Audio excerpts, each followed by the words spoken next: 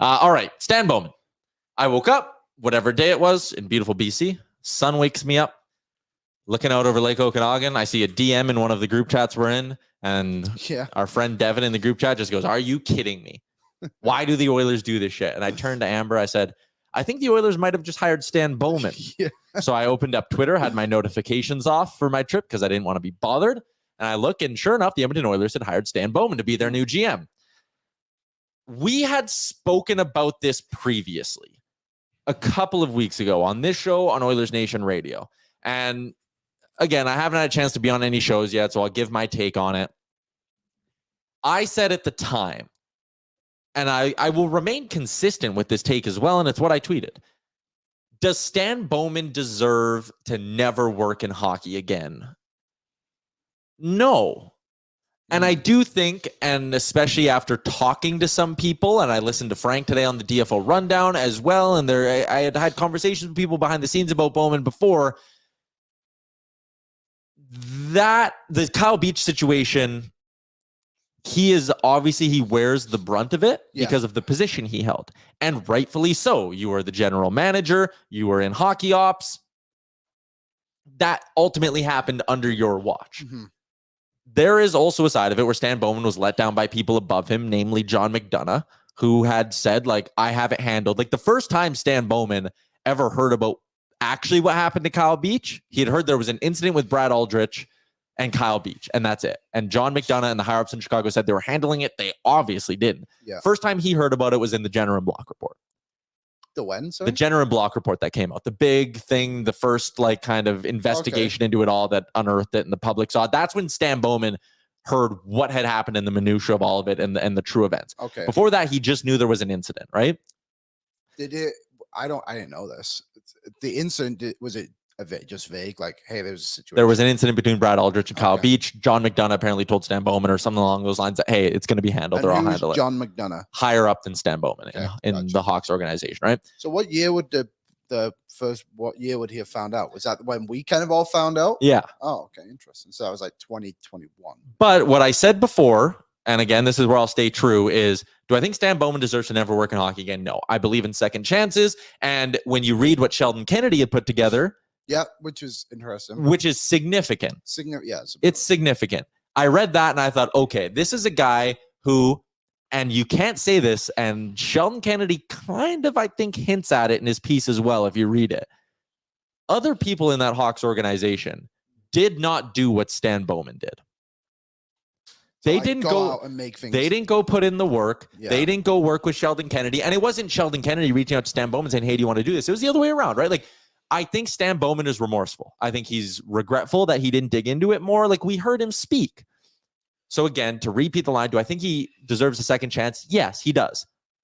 Do I think he deserves to jump right back in to one of the most sought after general manager positions and that big of a position of power? No. I think there could have been a little bit more legwork done here where he comes in as an advisor, as an assistant GM. He comes in some way. Hey, BM. He comes in some way, works in an organization, and builds up a little bit more trust here. Shows that, hey, I'm willing to put in the work still, even when I'm employed. I'm not just doing it to get a job back, and all of those things. I don't like a guy just getting to jump right back into a big job like that. Agree? I don't know. Because I don't know what other job could he have taken? You know, I just think if you're Stan Bowman, and why would he want to downgrade on what position he's going into? You know what I mean? Like, honestly, what other job could he have gone into? Like assistant GM? Yeah, like he could have been hired as gone to, I don't know, like player development, not player development, like player personnel or something like that, I guess. But I think from his case and from what you're saying, I didn't know that stuff that he didn't know. And I assumed that, like, and I think a lot of people, obviously the news broke and we spoke about it, like, knew he was kind of, he didn't hide it, I guess you could say. Maybe, but I don't know. I think he's been, I think what a lot of people were talking about was the fact he's just like not that good more than anything. Yeah. Okay, so that's kind of my take on Stan Bowman getting a second chance. You can argue for or against that. Sure, I think this could have been done a slower process, but like Stan Bowman's not going to sit there and say, I'm not taking the job. Yeah. Like to me, like that's not on Stan Bowman. That's on the Oilers sitting there and going out and saying like, why couldn't, and again, if you wanted to harshen the blow of this, and you can argue about whether or not this is a right or wrong thing to kind of view it as, but like you could have done this slower. You could have said, Stan, we're bringing you in. You're going to be an assistant GM and special advisor. Jeff Jackson's going to continue being the GM as title.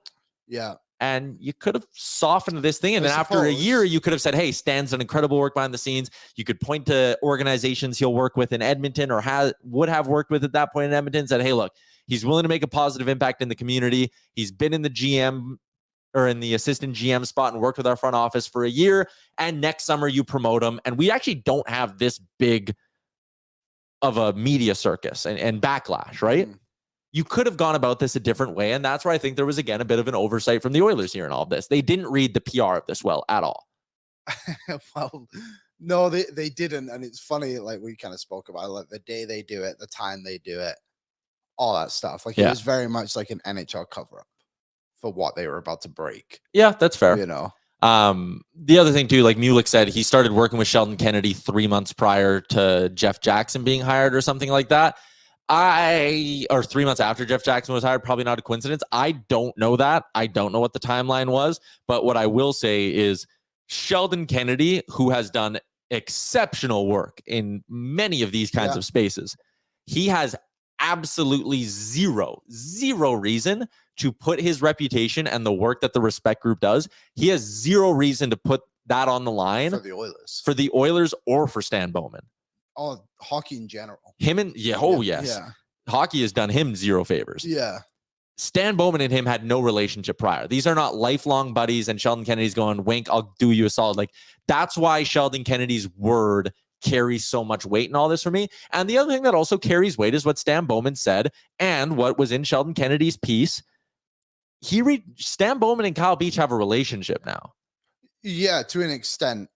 Yeah, and maybe not as in-depth as some people are spinning it. Like people are saying, they're not friends. They're not friends, but they've done work together in this space now.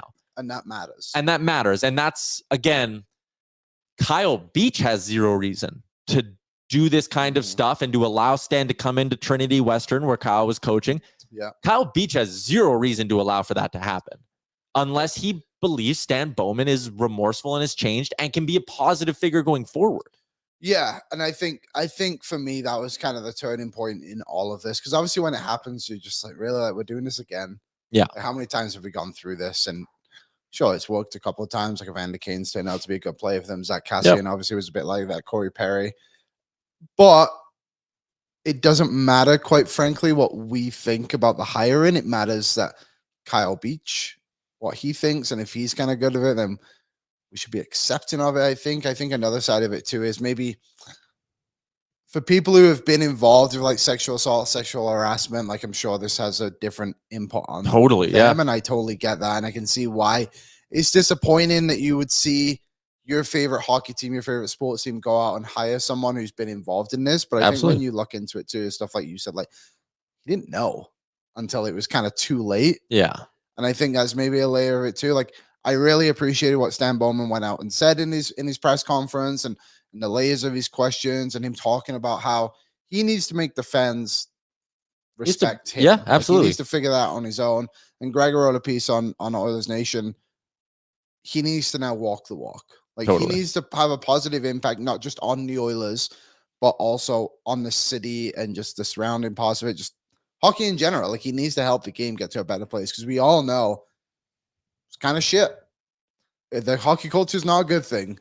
Yeah. And we've all been around it. And I think the majority of people, it's a small minority that make it bad. Yeah. And I think a lot of sports, unfortunately, you're going to find that in just every day in general. But from that perspective of things, I do believe Bowman will have a positive impact on the game because, quite frankly, he has no choice.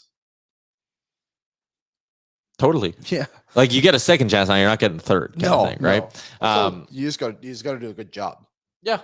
You got to do a good job. And again, there is, if any other GM comes in here, if they hire Mark Hunter, if they would have hired Sean Horkoff, go down Matthew Darsh, go down the line. There were plenty of other good candidates, which is the other side of this, where it's like, okay, again, like Jeff Jackson is in charge here. You could have gone with someone maybe more junior. I actually decided Sean Horkoff wasn't a good candidate. Why? Because he's the director of player development with Detroit, and they simply do not develop players anymore. Decent point. Okay. Yeah. Matthew Darsh would have been fine, though. Where's that one? That's Toronto? He was in Tampa. Okay. Mark Hunter was Toronto. Yeah. Mark Hunter was the Toronto one. So any of those candidates, they could have come in. My point is, they could have come in and just done a good job with the team, and it would have been like, nice, good work. With Stan Bowman now, there's always going to be an expectation of more, and I would assume or hope that he is aware of that. That he can't just come in and, do 2 press conferences a year, doing the little State of the Union address, and then talk at the trade deadline and be done and never be seen in public. To an extent, like Ken Holland kind of was, Stan Bowman needs to actually be a pretty forward-facing figure here in the community. And that's the only way this is going to be viewed in any sort of a positive light by the end of it. Because, again, he's put in the work now. And, do you want to sit here and talk about the timing of when he started to talk to Sheldon Kennedy? I'm not going to read too much into that because, again, Sheldon Kennedy has no reason to agree to do the work with Stan Bowman. Sure. If it would have came out in a tweet where Sheldon Kennedy just simply said, I have been working with Stan Bowman. I think he's changed and he deserves a second chance. If that would have been the extent of it, I would have been like, okay, is he just doing a guy a solid here? To write the op-ed that he did, to show up to Edmonton when he's being introduced, for Kyle Beach and Stan Bowman to have talked. Like, there's enough proof here to kind of sit there and go, okay, Stan Bowman is remorseful. He's learned. He can be a positive impact. Yeah. I just, again, wish the Oilers would have avoided this headache altogether and would have just gone with a non-controversial person and let Stan Bowman go work as an AGM somewhere for 2 years. And then you could sit there 2 years from now and say, all right, I've learned this is everything I've continued to do since getting a job. It wasn't just a push for me to get a job. And now what? And now he's just going to have to do all of that legwork I would have liked to see him do as an AGM. He's just going to have to do it while he's the GM of the Oilers. Moving away from that, I think, because... Sure, yeah. We've hashed out for 15 minutes. It's probably good. What do you think of him as an actual GM? Because obviously there's a lot of talk right now. It's like, he's not good. But... for me, I don't disagree with that idea. I think there's a lot of moves that aren't good, and unfortunately, I think those moves kind of outshine the positives he's had from the hockey. Yeah. He did win 3 Stanley Cups, and people say he's like, he stumbled into the job in Chicago. He was the assistant general manager. He wasn't just some random guy. Yeah. Like, he did help build it. Dave Talon-Shaw was kind of the spearheaded everything, and he came into a team with a young Taves and Kane, but you don't just win 3 Stanley Cups by just being there, or do you? So like the 2010 Cup, that one's probably not his. Yeah, and I mean, again, like you said, he was the AGM and things like that. The 2010 one, I think you could say that about, but he had been the GM by that point for 3 years in 2013, and then 5 or 6 years by the time they went in 2015. Like, his fingerprints are on there. Yeah, and his early tenure, like, it's tough because he had to get all those guys signed, right? Like, it got to the point, Dale Talon gets the credit for drafting and bringing up that core through its system. And then Stan Bowman, yes, he got to reap the benefits. Did he make some awful, awful trades? Yes. Yeah. Very much so. Oh, clearly overthought a few things. Here, and here's a whole bunch of them. Where'd you get this from, Aaron? Digging on the internet made it himself. Yeah. No. So this is a list of his deals. You go back. I'm trying to, where's the start? The start is up at the top, the Versteeg deal. Yeah, because he acquired Byfuglien. Oh, no. He traded Byfuglien. So he traded Versteeg, traded Byfuglien, Eager, Sopel, Alou, got Reasoner, Crowd, Moran, a first and a second. The first ended up becoming Kevin Hayes, so like he did go to that pick. Second ended up becoming Justin Hall, ends up being an everyday NHL player at one point, granted not with that organization, but like there's a lot here. You can go through on NHL Trade Tracker all the trades that he made as GM, and you can find some bad ones. And I'll be totally honest with you, you can't find a lot of great ones. And that's where my problem is. I don't think he is a great trading GM. He also signed some terrible contracts. He also didn't draft all that well. Like, there's enough dings here where you go like, where's his strength is my question. And that's what I want to know. So like some of the trades he made that were good, like he dumped Cam Barker and ended up getting Nick Leddy for him. that was a really good trade. That one's great. That was like his third deal when he took over as GM. What do you, before you go any further, okay, Yeah. I just want to, what do you think his last good trade was? Because I think it is clear as day what his last good trade was. Oh, was it Kajula for Manning? Duncan Keith to Edmonton. Oh, Duncan Keith Edmonton. Yeah, sure. Probably was. like at the end of his tenure. And again, this is where like this isn't a black and white thing of just being like he is a bad GM or he is a good GM because he has the rings. The deals at the end were done while he was trying desperately to hold on to this dream of the Hawks being competitive. It's much like gulp, because you're not going to like this comparison. It's much like Ken Holland at the end in Detroit. He was doing everything he could and constantly dealing from a position of weakness, punching up, trying to keep that playoff streak alive. I thought this exact same thing of just like this, the expectation of winning. And I'm sure the message from above when Bowman was in Chicago, probably Detroit too with Holland and many other GMs who have been in that situation, whatever it takes. It doesn't matter. Our future does not matter. So when you go out and get a guy like Seth Jones for 2 first-round picks and a second, and you trade Adam Boquist, nobody in that organization cares. The city's like, awesome. We just got Seth Jones. Yeah. We now have Seth Jones with Kane and Taves, who still have some good years left ahead of them. And then it doesn't work out. Yeah. And it sucks and it makes him look stupid. But in the moment, that's kind of the message that you're getting. Is like, the future does not matter. We want the best players on this team right now to try and win. But when you have Calvin DeHaan as your like second best defenseman, it quite frankly doesn't matter. Yeah. So the last few trades he made, to be fair to him, I actually don't hate like getting Fleury for nothing. Fleury won the Vezina. They got him for nothing. Yeah. It's a good way to weaponize your cap space. Okay. He picks up Tyler Johnson and a second round pick to dump Seabrook's money. I think they gained like $2 million on the cap on that one. Yeah. About that. But again, you got Tyler Johnson, who ended up being, I mean, granted they were rebuilding, but he had some nice years, and you got a second in the deal. Yeah. The Seth Jones deal sucked. I'm not going to, there's no way around that. It sucks now, but I think, again, yeah. in the moment, And another thing to view now is like Adam Boquist didn't work out. He was the top tier prospect there. He did not work. So Boquist didn't work. Jones didn't work. They swapped first. There was a first and a second. It was a bad deal, though. The extension was terrible. The Duncan Keith deal did a good job getting out from that money because that allowed them to go add Fleury and Johnson. And Keith obviously wanted out at the time. So there's that as well.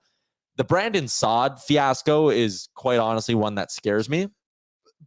But I think on that case, too, I think I was more his players. But I don't want that. But I don't think Jeff Jackson is allowing that. I hope not. Because just the way, because he said in his thing again, I did not talk to the players about making this decision, which I think is kind of a bit of a white lie. I think he spoke to them, but I don't think they had the impact of being like, we want Bowman. It was just like, hey, I think I'm going to do this. What do you think? But anyway. If he went out and again, so he traded Saad and he ends up picking up Zadorov. I don't think that's a great deal. That was the final Saad deal. The second Saad deal was the one where that's where he trades Saad for, or trades Panarin for Saad. Yeah.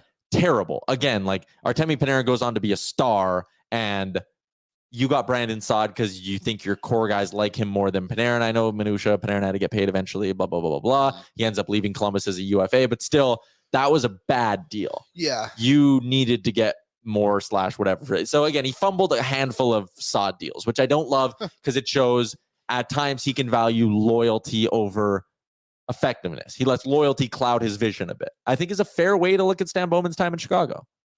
Yeah, and there's something I was talking about with the contracts and stuff that he's re-signed. And I believe the rumor is, I don't know if it's official, but his deal is 4 years. Okay. The Oilers, besides from Draisaitl, don't need to re-sign like the middle guys, like your Hyman, your Nuge, kind of nurse, I guess we'll put him in there. Bouchard obviously is just going to get a big contract, whoever the general manager is. But there isn't a lot he can mess up in that department of contracts. Yeah. Right? You know what I mean? Where like it's kind of coming through. Yeah, knock on wood. It's coming through with like Marcus Crew, guys like that. Like they re-sign. It's like, God, I hope not. But also, if you re-sign Stuart Skinner to $6 million like he did for Corey Crawford, that'll be fine. Good. Yeah. Yep. So we'll see. Like, I'm optimistic because again, he did win 3 Stanley Cups. I think a lot of these deals are hindsight in a way, but I hope he doesn't.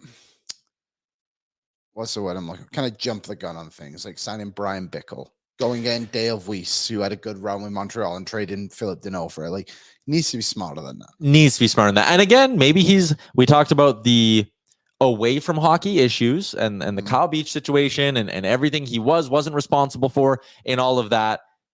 He needs to learn from that. And I'm also hoping that 2 years away from the game and him being as much of a hockey obsessed guy as he is in his day-to-day life, hopefully he learns some lessons. Hopefully he looks at his NHL trade tracker and goes like, ooh, yeah, no, that wasn't smart signing Brian Bickle. Ooh, yeah, probably didn't need to give up on Philip Deneau, and I did. Like, there's a chance he's learned those lessons as well. And a lot of people were laughing with the Teuvo Teravainen deal. Like, he got a second and a third for Teravainen and Bickle. He was doing everything he could to get rid of Bickle. That was the whole point there. He had to attach Teravainen to get rid of him, right? Yeah, it was. He didn't want to trade Teravainen, but also just looking at the Philip Deneau thing, just from when it happened, February 2016, Deneau had 5 points in 30 games for the Blackhawks that season. It wasn't being used. Dale Weiss had 14 goals on the year already coming into the deadline. Like, at the time, it looks crazy, but you're also looking at a guy who is a bit of a power forward, still was like in his mid-20s at the time. Yeah, like, you thought you were going to get a couple of years out of him. They didn't, but I understand it. There were good deals in there. Like, he got out of Scott Darling at a good time and got a third-round pick for his rights. He got out of Andrew Shaw at a great time and got 2 second-round picks for him at that point, right? Like, you can go through and find some good deals. So, it's a mixed bag. What's up, Nation citizens? If you like that video, then you need to be subscribed to the Oilers Nation YouTube. Podcasts, live shows, exclusive interviews, and analysis. Everything you need from your favorite voices at Oilers Nation. And you don't want to miss any of it, so hammer that subscribe button.